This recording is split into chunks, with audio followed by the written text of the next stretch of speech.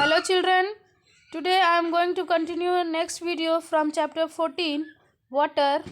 Name of the lesson is water. In the previous video we talk about where does water comes from. आज हम बात करने वाले हैं बच्चों स्टेट्स ऑफ वाटर के बारे में।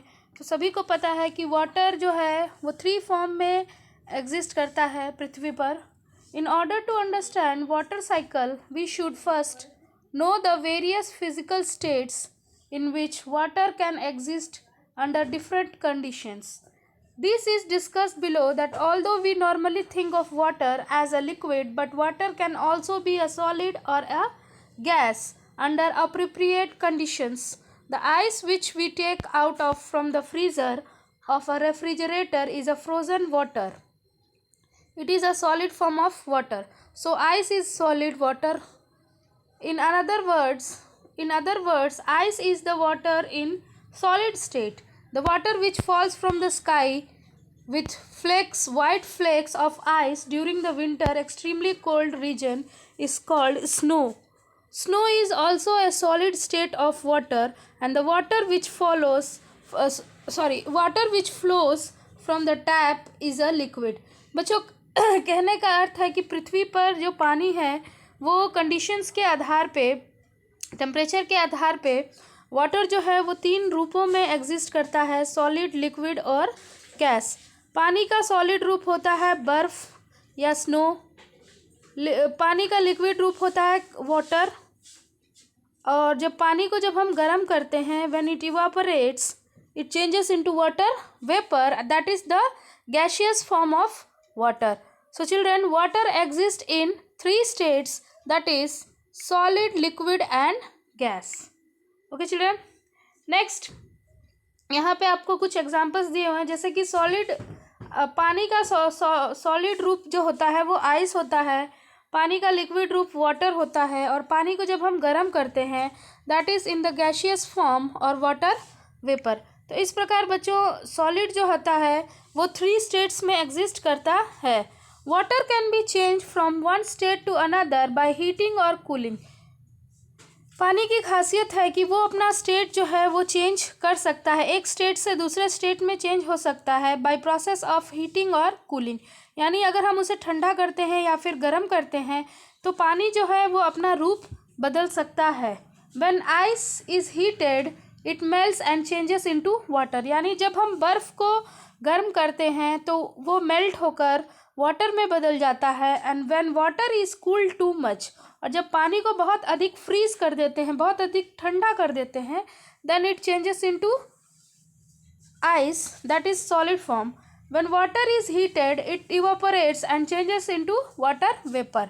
यानी कि जब पानी को हम गर्म करते हैं तो वो भाप बनकर उड़ने लगता है. और when water vapour is cooled, और जब भाप ठंडा होता है then it changes back into water. तो इस प्रकार बच्चों water can be change from one state to another by heating और cooling. Okay, then next, during water cycle in nature water goes through the change of state. Actually the water cycle is natural. Nature involves many physical process such as evaporation, transpiration, condensation, freezing and melting. यानी कि पानी का जो water cycle है, पानी का जो चक्र है नेचर में, ये सारे प्रोसेस उसमें इन्वॉल्व होते हैं. उसके अंदर इवापोरेशन होता है, ट्रांसपिरेशन होता है, कंडेंसेशन भी होता है, and freezing and melting is also there. So, before we describe the complete water cycle in nature, we will first study the various process involved in it. And please note that the heat energy required to turn water cycle in nature is provided by sun. Then next, disappearing trick of water, evaporation and transpiration. यानी कि पानी का उड़ जाना, यानी disappear हो जाना. When we spread wet clothes on a rope or wire, यानी कि जब हम गीले कपड़े को रस्सी पे या वायर पे डालते हैं उन्हें सुखाने के लिए, they dry up after some times. तो हम देखते हैं कि वो कुछ समय बाद ड्राई हो जाते हैं. तो कभी आपने सोचा है कि उसका जो पानी है उसके अंदर जो गीलापन था, वो जो वाटर था, वो कहाँ चला गया? The water present in the wet clothes seems to disappear. Actually, water present in the wet clothes evaporates by receiving the heat from the sun. तो एक्चुअली क्या होता है बच्चों कि जब हम गीले कपड़े जब डालते हैं बाहर, तो हवा में या जो सूरज की रोशनी है, हीट के कारण क्या होता है, सूरज की रोशनी के कारण पानी जो होता है कपड़ों से इवापोरेट होना स्टार्ट हो जाता है, और पानी जो धीरे धीरे इवापोरेट हो जाता है उसका पानी क्या हो जाता है, बिल्कुल सूख जाता है, और कपड़े जो होते हैं बिल्कुल गीले होते हैं और सूख जाते हैं. The changing of water into water vapour is called evaporation. यानी पानी का गर्म होकर भाप में बदल जाना, that is called evaporation. And I think you have already learn in class 3rd, 4th, even in 5th also, what is evaporation? The changing of water into vapor on heating is called evaporation. The water spilled on the floor from wet roads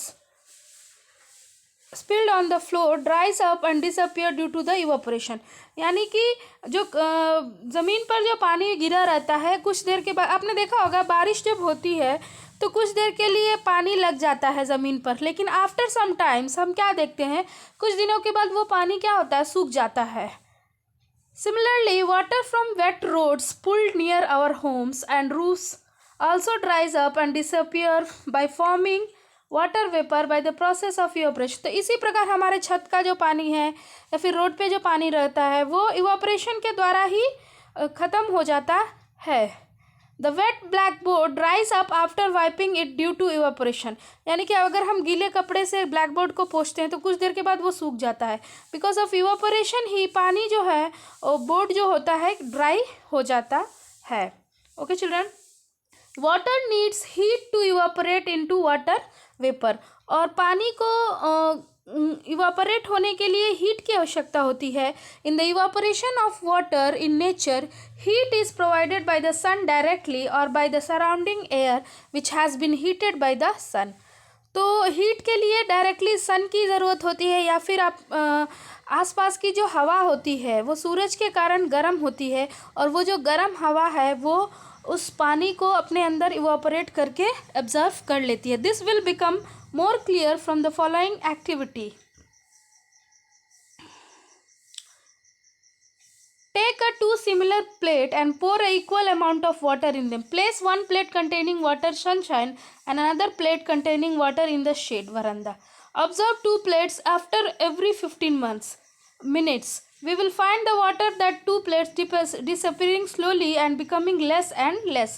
तो हम क्या देखेंगे बच्चों कि जो दोनों plate में जो पानी था वो धीरे धीरे ख़त्म होना स्टार्ट हो जाता है. The water taken in the plate which is kept in a direct sun disappears fast.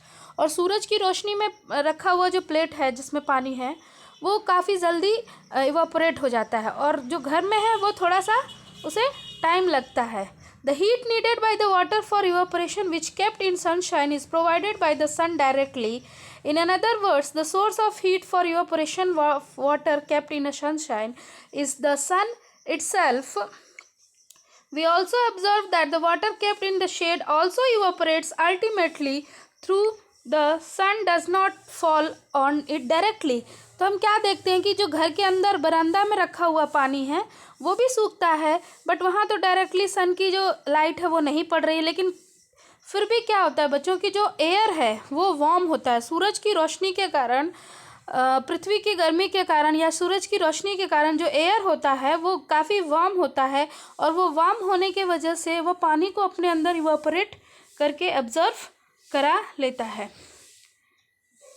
Then next, if we want to dry our washed and wet school uniform quickly, we should spread near a heater or अंगीठी. The heat produces by heater. तो इसी प्रकार की गीले कपड़ों को अगर जल्दी सुखाना है तो या तो हमें उसे सूरज की डायरेक्ट रोशनी में रखनी होगी या फिर हीटर के पास रखनी होगी. इससे कपड़े जो होते हैं वो तुरंत सूख जाते हैं. The process of evaporation of salt water does not carry away the salt with it and the salt is left behind.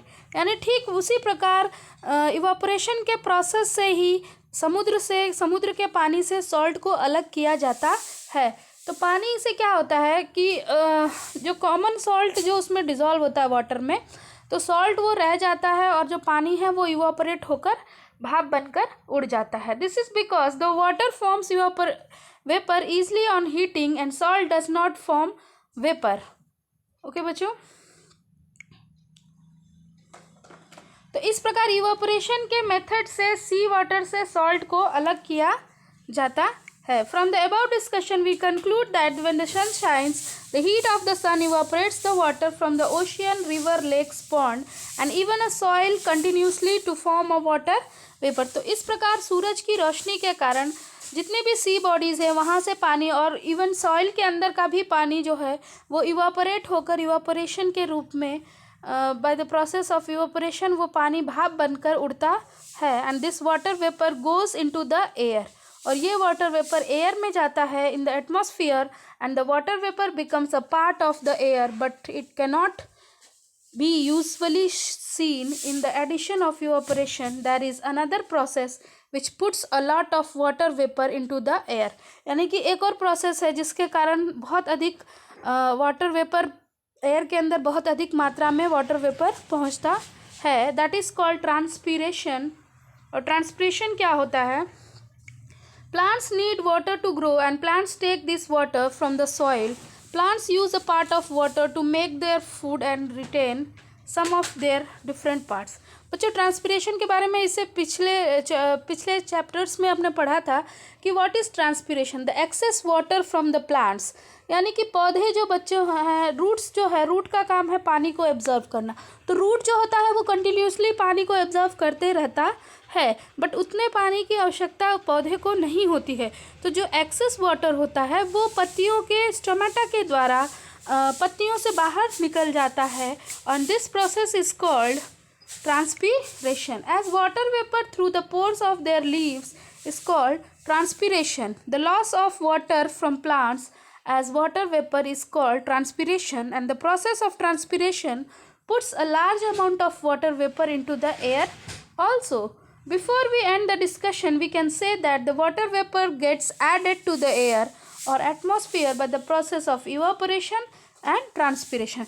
तो इस प्रकार हवा में वाटर वेपर जो है ट्रांसपीरेशन के द्वारा और इवापोरेशन के द्वारा आता है. So children, I am going to close this video. In the next video I will teach you about the next topic, that is